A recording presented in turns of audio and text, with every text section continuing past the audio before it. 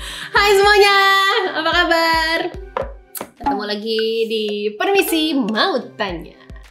Sebelum kita mulai, saya mau nanya dulu nih sama suami saya. Permisi Pak, mau tanya kenapa nggak di belakang ya? Kameranya di depan. Ini misterius. Padahal ada misterius ya. Bisa kamu nanya mulu sih, Beb. Lah yang nanya bukan aku, yang nanya kan dari teman-teman yang nonton YouTube channel kita. Oke. Gitu. Para netizen yang maha benar dan maha Tuh, tunggu dulu pertanyaannya hilang mana tadi tuh ya? Mana kalian? Dulu. Ini dia. Udah siap? Beb, aku mau nanya dong sama kamu. Apa? Kamu tuh terbuat dari apa sih? Kok cantik amat sih? Hah? Kok gitu sih? Kenapa sih emangnya? Beb, aku tanya deh. Senyum kamu kok tuh menghalikan dunia aku. Menghalikan. Hai, asik ya sama kamu romantis. Lanjut dah. Gak seru, gak seru, gak Seru. Ya langsung aja ya. Mau ngomong apa sih? Kita lanjut ya. Kok kita lanjut sih? Belum juga pertanyaan. Oke. Pertanyaannya gini. Aku mau tanya. Apa? Mengapa? Apa duluan ayam atau telur? Ayam. Kenapa ayam? Karena Tuhan menciptakannya binatangnya. Tuhan gak ciptain telur-telur di darat. Gitu, enggak. Oh gitu? Di penciptaan kan ciptainnya hewannya. Emang Disebutnya disebut hewannya. Iya enggak juga Maka sih. alam ciptakan ayam. Burung-burung di udara gitu kan. Bukan menciptakan telur burung gitu. Padahal burung juga lahir dari telur. Apa sih bahasa kamu sih? Kan diciptakannya burung-burung di udara. Emang ayam burung di udara? Iya, tapi kan burung juga lahir dari telur kan, netes dari Iya. telur kan. Nah, nggak dibikinnya Allah menciptakan telur burung, Allah menciptakan burung-burung di udara. Burungnya bukan telurnya. Lanjut. Jadi beberapa waktu yang lalu kan aku sempat buka di kenapa sih? Iya, kan jadi. Iya, ayo langsung ya. Apa sih? Kan aku Hanya sempat jok suami istri yang tahu. buka di Instagram story aku. Yes. Teman-teman mau nanya apa di Yes, PMT gitu. Ada yang mau betul ditanya juga biar sekali. kita jawab di Permisi Mau Tanya. Dan ini ada pertanyaan yang menarik. Siapa Beb orang yang DM kamu? Kamu gak bilang kamu udah punya suami, akan menjadi Kan aku ibu bilang dari dua pertanyaan, anak. kan aku bilang pertanyaan, DM inget dong. kan aku bilang pertanyaan yang Nyebut Beb, menarik. nyebut. Inget Tuhan. Jangan terlalu bergaul sembarangan gitu dong, Mas. Aku bilang pertanyaan yang menarik, Beb. Kalau Beb, pria yang menarik cuman itu kamu. aku di muka Iya, yang bumi. pertanyaan kalau Sini. pria yang menarik cuman gila. kamu. Tenangku tenang sebab kau istriku. Lebih baik ini. Oke. Oke. Jadi pertanyaannya Kenapa sih gini. rambutnya tuh udah bagus, bisa kamu rapi-rapiin. Wangi ayam goreng. Sumpah wangi ayam goreng. Karena kayak goreng ya. Sumpah ini wangi ayam goreng. Oke, Ayo, pato. pertanyaannya gini. Yes. Boleh nggak Kak orang Kristen minum alkohol? Kalau boleh, sebatas mana?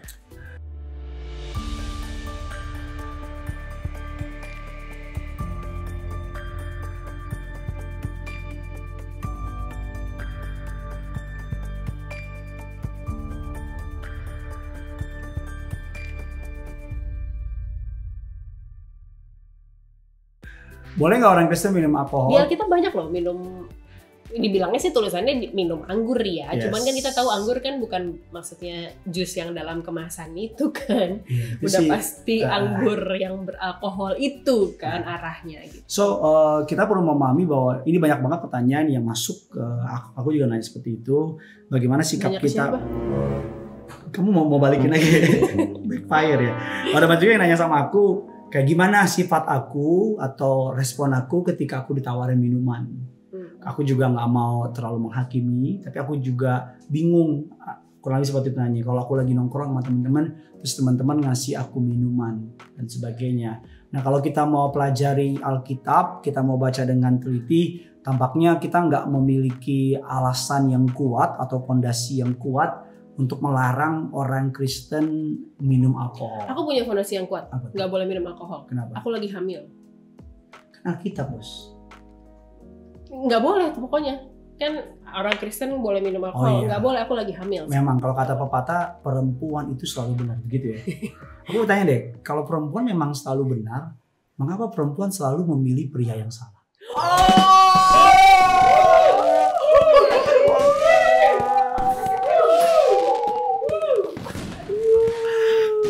Gimana tuh? Coba komen di bawah siapa wanita-wanita yang sedang dalam berada hubungan yang salah. Jika kita membaca Alkitab dengan secara teliti, maka kita nggak akan menemukan sebuah larangan yang crystal clear atau jelas bilang titik nggak boleh. Bahkan Alkitab juga memberikan beberapa contoh tentang tokoh-tokoh di Alkitab yang meminum minuman beralkohol, dalam hal ini anggur. Alkitab bilang kepada Rasul Paulus bilang sama Timotius, mengatakan demikian, Timotius 5 ayat yang ke-23, jangan lagi minum air saja, melainkan tambahkanlah anggur sedikit, berhubung pencernaanmu terganggu dan tubuhmu sering lemah. Bahkan Amos 9 ayat ke-14 bilang begini, menunjukkan bahwa minum anggur dari kebun milik sendiri adalah pertanda dari berkat Allah. Jadi jangan minum dari kebun orang. Enggak gitu cara minum, Bos. Nah, juga kita banyak memberikan instruksi mengenai konsumsi alkohol. Imamat 10 ayat yang ke-9, Bilangan 6 ayat yang ke-3, Ulangan 29 ayat yang ke-6, Hakim-Hakim 13 ayat yang ke-4, 7 dan 14, Amsal 20 ayat yang pertama, and so, dan seterusnya. Lalu muncul pertanyaan, kalau begitu apakah kita bisa minum alkohol seenaknya? Kan itu pertanyaannya kan. Wih, berarti boleh nih. Kalau boleh batasnya sampai. Boleh nih, berarti Alkitab nggak melarang. Nah, kita perlu memahami dulu konteks setempat atau konteks sejarah. Pada masa itu yang pertama bahwa alkohol pada masa itu anggur lebih tepatnya, belum ada minum mencap orang tua. Pada masa itu air belum terlalu bersih.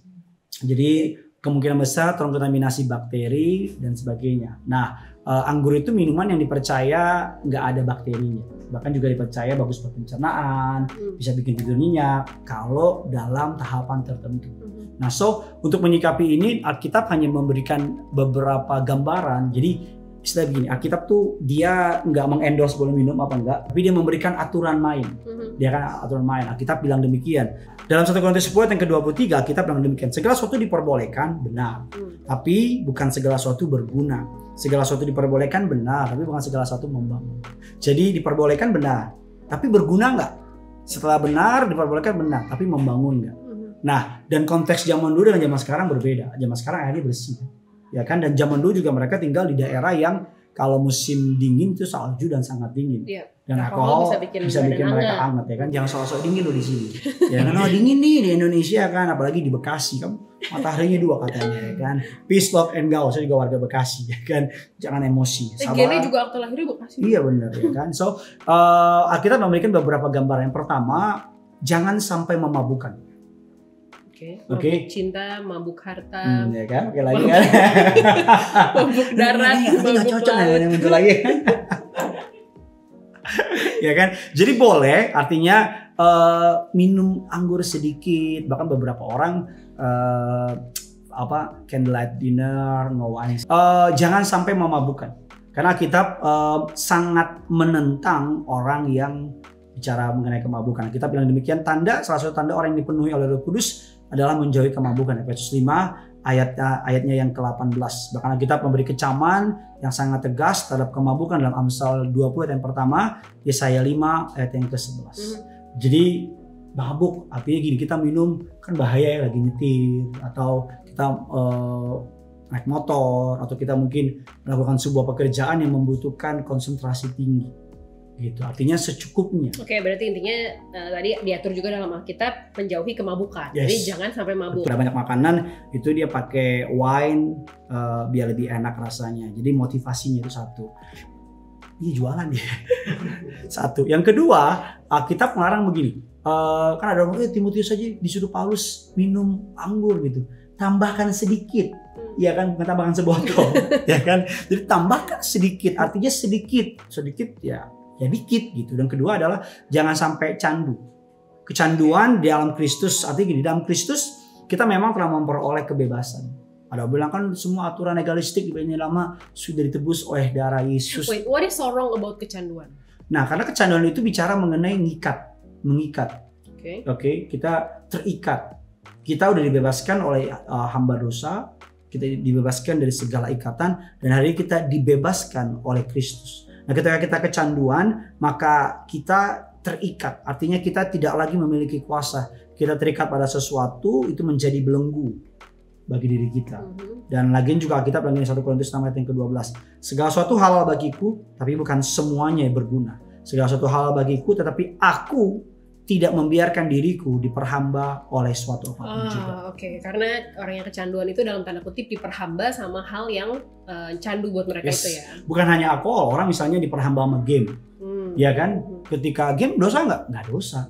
Tapi ketika game jadi bikin kita nggak bisa ke gereja, di gereja main game, di kantor main game, kurang tidur, kecanduan. Candu akan kehadiranmu?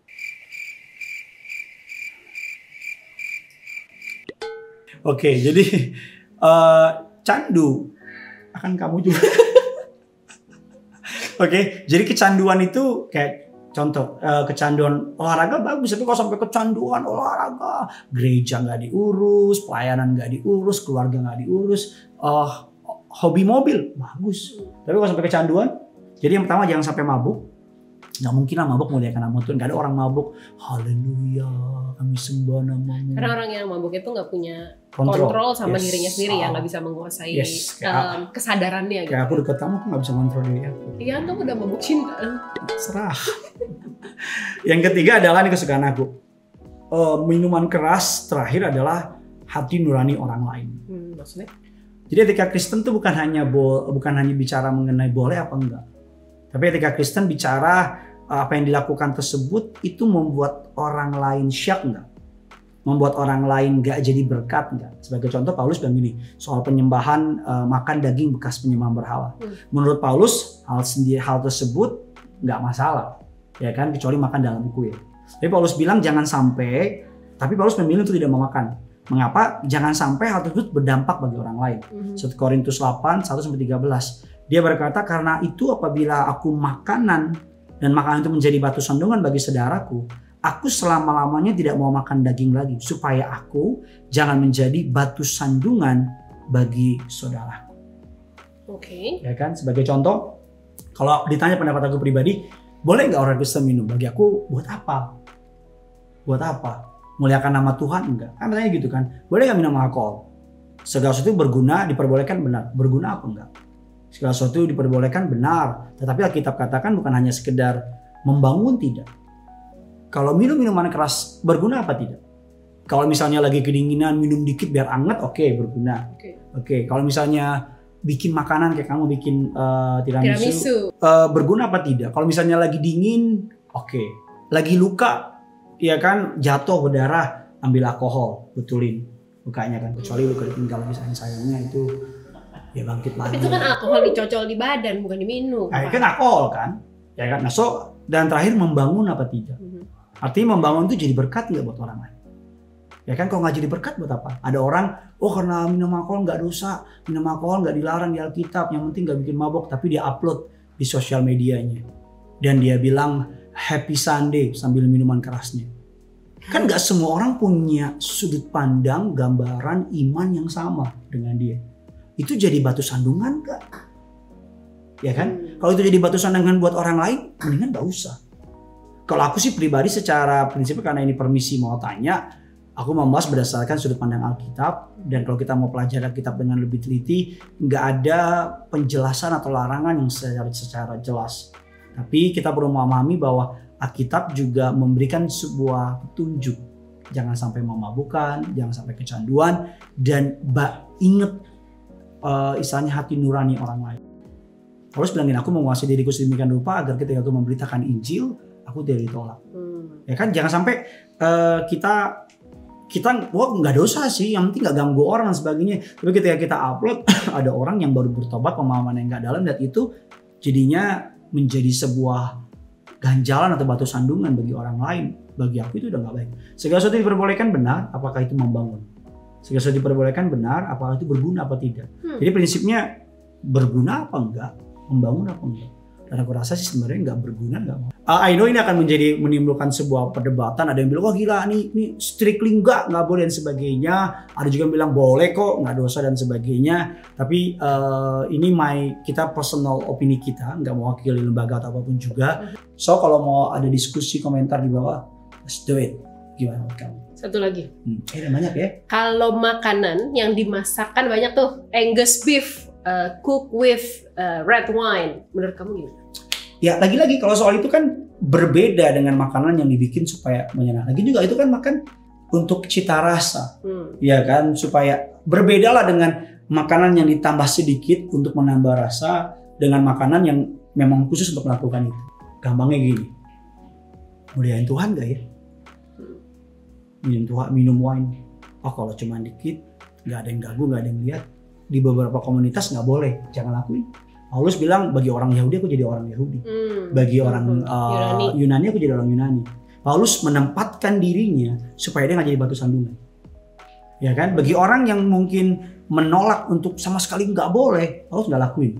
Tapi bagi orang yang boleh, Paulus dia minum anggur tapi nggak memabukkan. So intinya adalah nama Tuhan dipermuliakan apa enggak? Oke, ada lagi dari para penghuni 5.000 orang. Oke. Aman. Kalau gitu teman-teman, pembahasan soal minuman keras miras. Apalah gunanya? Pembahasan soal minuman keras, minuman beralkohol di Permisi Mau Tanya kali ini. Jangan lupa kalau misalnya teman-teman punya ide, punya pendapat, punya masukan atau yang mau ngelengkapin juga, monggo silahkan di bawah. Again and again, kita di sini only love, no hate. Yes, and kita nggak mengendorse orang untuk minum ya. No, sama sekali nanti. Wah nggak minum. Kita nggak mengendorse, bahkan tetap memegang kalau suruh pilih untuk nggak lakuin itu. Dan kita juga tidak mewakili lembaga manapun untuk menjawab pertanyaan ini. Dan kalau misalkan teman-teman ada pertanyaan yang mau kita jawab di Permisi Mau Tanya episode selanjutnya, langsung komen di bawah aja. Kalau gitu kita berdua pamit. Sampai jumpa dalam Permisi Mau Tanya berikutnya. Bye. Bye-bye.